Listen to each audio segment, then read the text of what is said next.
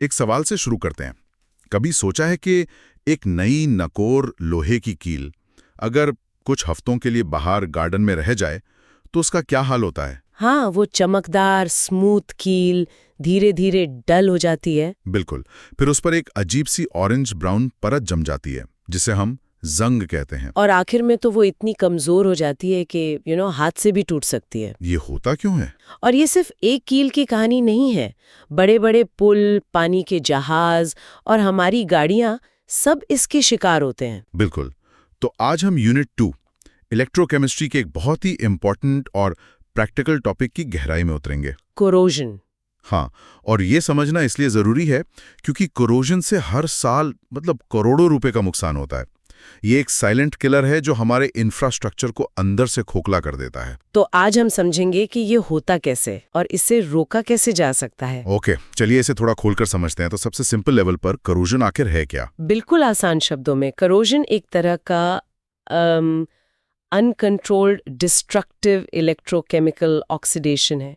Electrochemical oxidation, ये थोड़ा technical हो गया। इसको ऐसे सोचिए, ये एक नेचुरल प्रोसेस है जिसमें मेटल्स जैसे लोहा अपने रिफाइंड हाई एनर्जी स्टेट से वापस अपने नेचुरल ज्यादा स्टेबल ऑक्सीडाइज्ड फॉर्म में जाना चाहते हैं। मतलब जैसे वो जमीन में ओर की फॉर्म में मिलते हैं। एग्जैक्टली।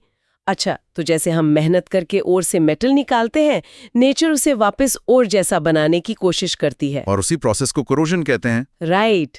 इमेजिन करें कि हमने एक इलेक्ट्रोकेमिकल सेल बनाया है, लेकिन उससे बैटरी की तरह यूजफुल इलेक्ट्रिसिटी लेने के बजाय वो सेल मेटल को ही बर्बाद कर रहा है।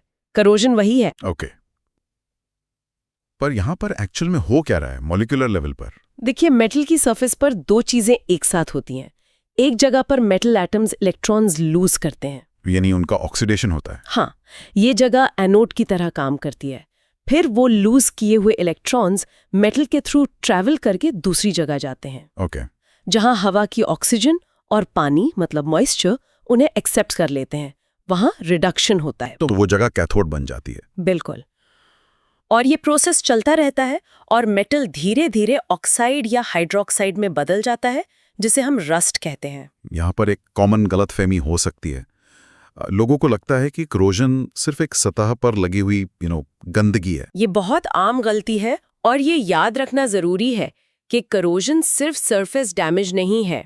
ये एक इलेक्ट्रोकेमिकल प्रोसेस है जो मेटल के अंदर तक जाकर उसके स्ट्रक्चर को कमजोर कर देता है, जिससे स्ट्रक्चरल फेलियर हो सकता है। वाओ। एग्जाम के लिए जो एंकर डेफिनेशन है वो ये है: corrosion is the unwanted spontaneous oxidation of a metal in the presence of moisture and oxygen। इस प्रोसेस को आसानी से समझने के लिए क्या कोई एनोलॉजी है? जरूर, एक बहुत अच्छी एनोलॉजी है।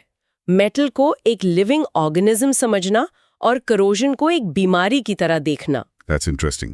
बीमारी कैसे? देखिए, जैसे एक बीमारी शरीर को कमजोर करती है, वैसे ही कोरोजन मेटल को कमजोर करता है। ठीक है। जैसे बीमारी को रोकना मतलब प्रिवेंशन उसके इलाज से यानी क्योर से बेहतर है, वैसे ही मेटल को कोरोजन से बचाना जरूरी है। और इस बीमारी के जर्म्स क्या हैं फिर? पानी और ऑक्सीजन, ये इस बीमारी के जर्म्स की तरह हैं। एक और एनालॉजी मेरे दिमाग में आ रही है, जलती हुई आग की तरह। हाँ, ये भी अच्छी है। मेटल आग का फ्यूल है, पानी मतलब मॉइस्चर उस फ्यूल को जलने में मदद करने वाली चीज है, एक काइंड ऑफ किंडलिंग।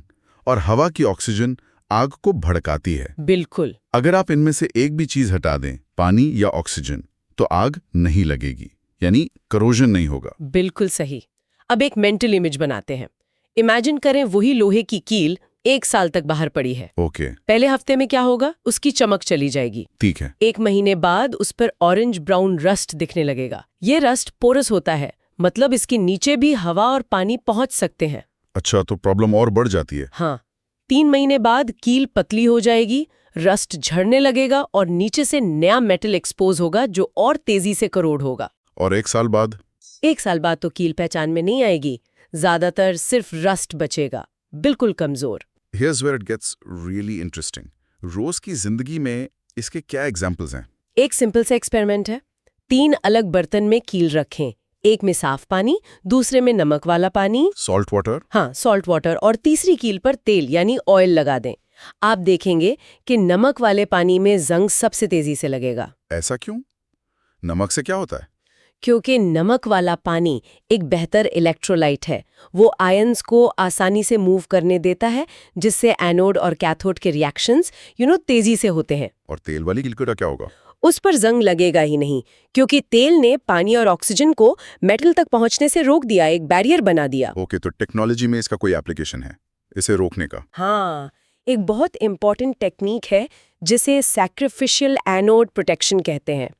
पानी के जहाज़ों यानी शिप्स और समुद्र में लगे ऑयल रिग्स पर स्टील के स्ट्रक्चर को बचाने के लिए उसके ऊपर जिंक या एल्यूमिनियम के ब्लॉक्स लगा दिए जाते हैं। तो इससे क्या होता है? ये जिंक के ब्लॉक्स क्या करते हैं? तो देखिए, स्टील से ज्यादा रिएक्टिव होने के कारण जिंक खुद एनोड बन जाता है। अच्छा। और वो खुद करोड होने लगता है, जबकि स्टील कैथोड बनकर प्रोटेक्ट हो जाता है। तो जिंक स्टील को बचाने के लिए अपनी बलि दे देता है, एक तरह से सैक्रिफाइस कर देता है। एग्जैक्टली, इसीलिए इसे सैक्रिफिशियल एनोड कहते हैं। अब एक काउंटर इंट्यूटिव एग्जाम्पल लेते हैं। हम जानते हैं कि एल्यूमिनियम आयरन से ज्यादा रिएक्टिव होता है। हाँ, होता है। तो उसे आयरन से तेज करोड होना चाहिए। आमतौर पर हमारे बर्तन या विंडो फ्रेम्स जल्दी खराब हो जाने चाहिए, है ना? You might think so, but actually aluminium ion से बहुत धीरे करोड होता है। रियली? पर क्यों? रिएक्टिविटी तो ज्यादा है। इसका कारण है पैसिवेशन। जैसे ही एल्यूमिनियम हवा के कांटेक्ट में आता है, तो उसके ऊपर एल्यूमिनियम ऑक्साइड Al2O3 की एक बहुत ही पतली, मजबूत और नॉन पोरस लेयर बन जाती है। नॉन पोरस मतलब उसके आर पार कुछ नहीं जा सकता? बिल्कुल, ये लेयर एक शील्ड की तरह काम करती है और नीचे के एल्यूमिनियम को आगे करोड होने से बचाती है। जबकि आयरन का रस्ट यानी आयरन ऑक्साइड पोरस और झड़ने वाला होता है। हाँ, इसलिए वो कोई प्रोटेक्शन नहीं दे पाता, उल्टा वो करोजन को और बढ़ाता है। So what is this all mean for exams? कुछ की पॉइंट्स जो बिल्कुल क्लियर होने चाहिए। हाँ, कुछ क्लैरिटी लाइंस हमेशा याद रखें। पहला, करोजन एक स्पॉन्टेनियस इलेक्ट्रोकेमिकल ऑक्सीडेशन है, जिसके लिए ऑक्सीजन और मॉइस्चर दोनों जरूरी हैं। दोनों जरूरी हैं, एक के बिना नहीं होगा। Mn+ plus Ne-। Okay, anode पर ऑक्सीडेशन, गॉट इट। तीसरा पॉइंट? तीसरा, कैथोड पर ऑक्सीजन का रिडक्शन होता है। O2 + 2H2O + 4E- equals to 4OH-। Cathode safe रहता है, वहां सिर्फ रिडक्शन होता है। करेक्ट। और चौथा, सैक्रिफिशियल एनोड प्रोटेक्शन में ज्यादा रिएक्टिव मेटल एनोड बनकर खुद करोड होता है। और कम रिएक्टिव मेटल जिसे बचाना है वो कैथोड बन जाता है। एग्जैक्टली। तो आज की इस चर्चा को समराइज करते हैं। हमने जाना कि करोजन एक नेचुरल इलेक्ट्रोकेमिकल प्रोसेस है, जिसमें मेटल्स वापस अपने स्टेबल ऑक्सीडाइज स्टेट में जाते हैं। हमने इसे एक बीमारी की एनालॉजी से समझा, जिसके लिए ऑक्सीजन और पानी दोनों जरूरी हैं। और हमने देखा कि कैसे समुद्री जहाजों को बचाने के लिए सैक्रिफिशियल एनोड्स का इस्तेमाल होता है की वजह से। राइट। पैसिवेशन। और एग्जाम के लिए याद रखिएगा, पैसिवेशन में एनोड पर मेटल का ऑक्सीडेशन होता है। बिल्कुल। अब लिसनर के लिए एक आखिरी सवाल छोड़ जाते हैं। हमने पैसिवेशन की बात की, जहां मेटल पर एक प्रोटेक्टिव ऑक्साइड लेयर बन जाती है। स्टेनलेस स्टील, जिसे हम जंग रहित कहते हैं, उसमें आयरन के साथ ऐसा क्या मिलाया जाता है कि वो भी पैसिवेशन शो करने लगता है और करोड नहीं होता? इस पर जरूर सोचिए।